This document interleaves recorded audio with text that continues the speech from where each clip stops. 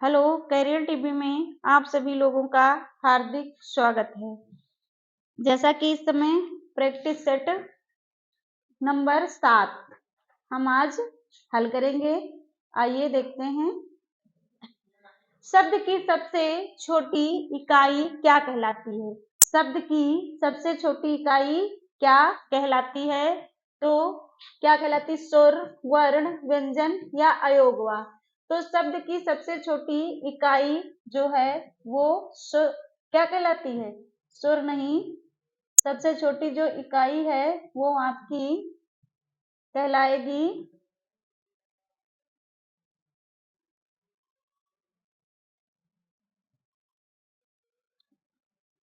वर्ण। क्या कहलाएगी? वर्ण। तो शब्द की सबसे छोटी इकाई, शब्द बनता कहाँ से है? शब्द जो है हमारा वर्णों के मेल से ही बनता है।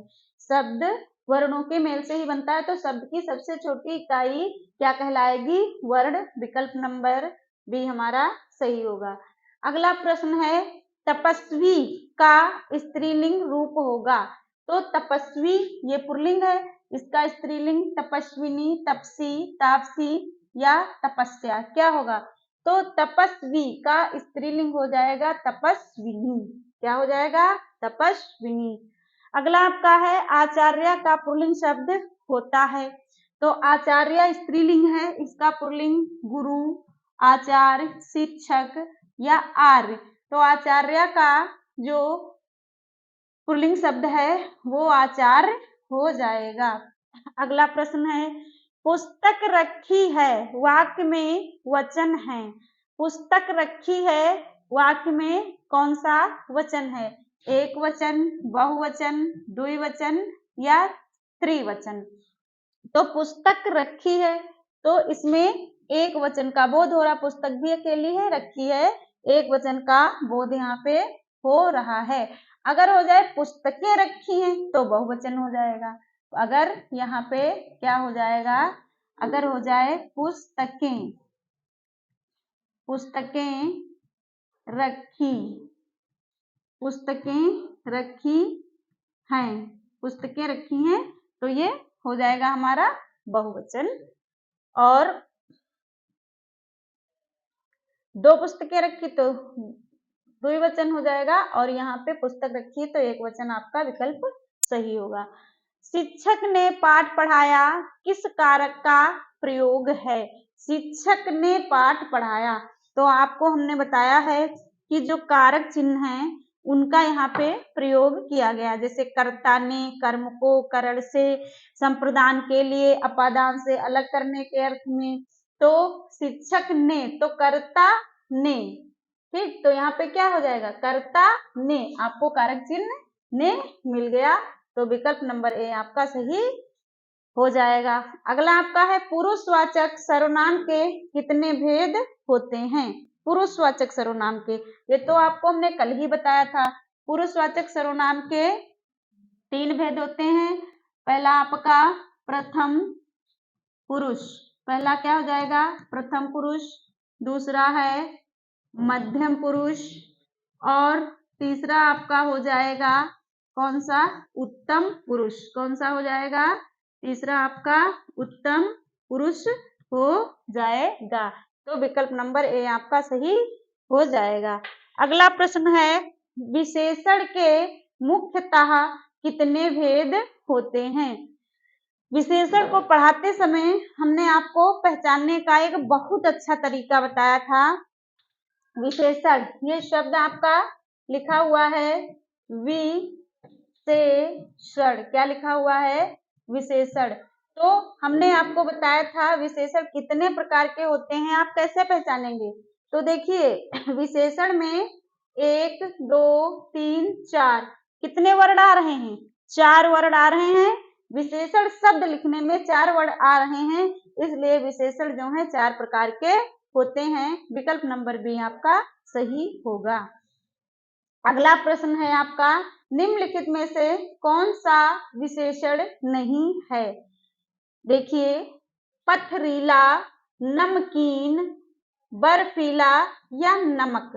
तो नमक हमारा वस्तु है, ये बाकी जो जैसे पथरीला, पत्थर से पथरीला, नमक से नमकीन, बर्फ से बर्फीला, ये 3 हमारे विशेषण हैं। हमें चुनना है, विशेषण नहीं है, तो ये जो पदार्थ है नमक, यही विशेषण नहीं है। अगला आपका प्रश्न है, किसी कार्य का करने, किसी कार्य के करने या होने का बोध कराने वाले शब्द क्या कहलाते हैं? किसी कार्य को यदि करना है या उस कार्य के होने का बोध हो तो वो क्या कहलाएगा? काल, संज्ञा, क्रिया या विशेषण। तो ये आपका क्या कहलाएगा? क्रिया कहलाएगी।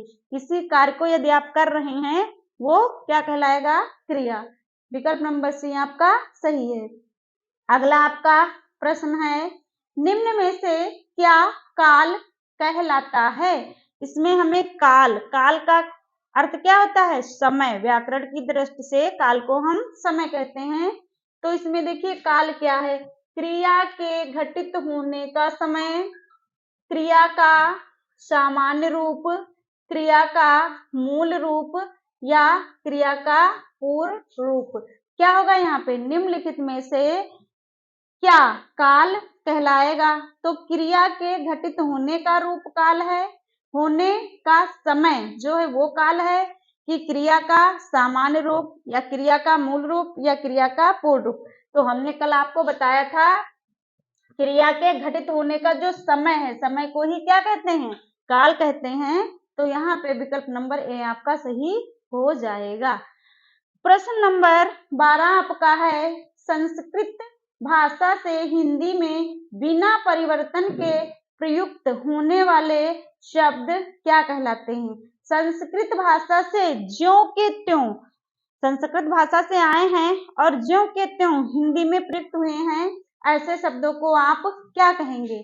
तद्भव शब्द, तत्सम शब्द, देशज शब्द या विदेशी शब्द।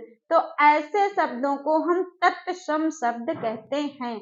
और जो ऐसे शब्द जो संस्कृत भाषा से आकर के हिंदी में कुछ उनका रूप परिवर्तित हो गया है, तो ऐसे शब्दों को तद्भव शब्द कहते हैं।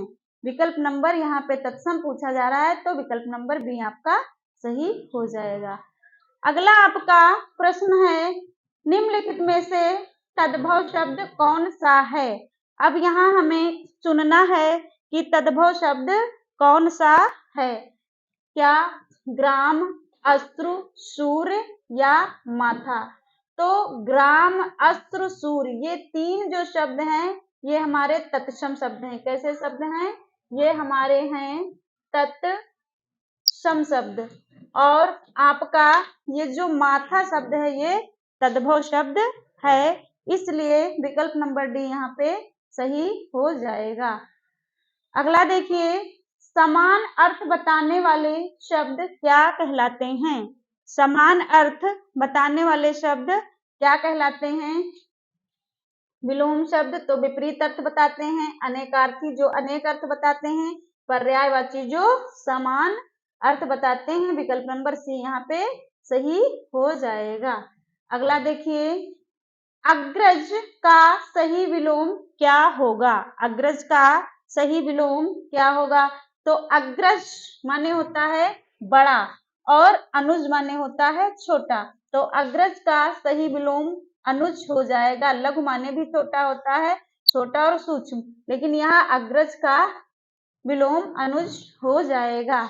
अगला आपका जो प्रश्न है वो है, धन का मतलब क्या होता है?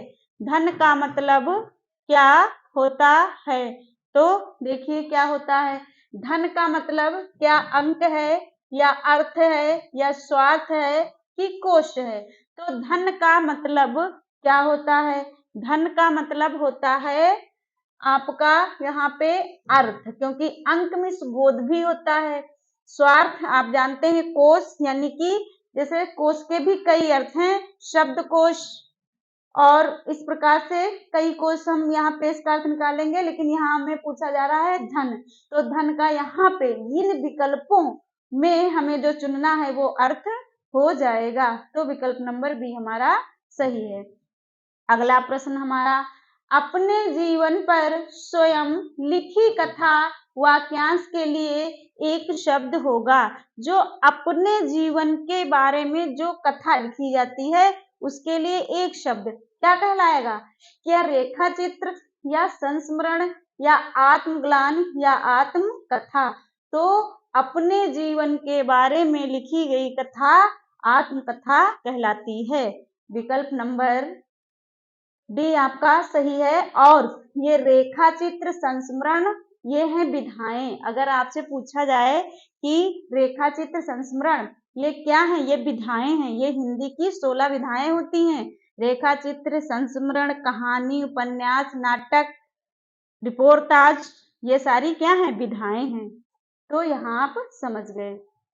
अगला आपका प्रश्न है अन्य या अन्य शब्द युग्म के सही अर्थ वेद का चयन कीजिए। यहाँ पे 2 शब्द दिए हुए हैं और उनका अर्थ आपको चुनना है।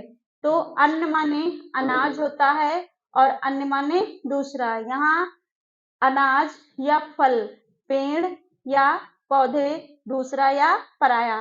तो अन्न, अन्न यानी कि अनाज। तो पहले शब्द का अर्थ है अनाज और अन्य माने दूसरा। यहाँ विकल्प नंबर ए आपका सही हो जाएगा। अगला आपका प्रश्न है निर्गुण शब्द में उपसर्ग।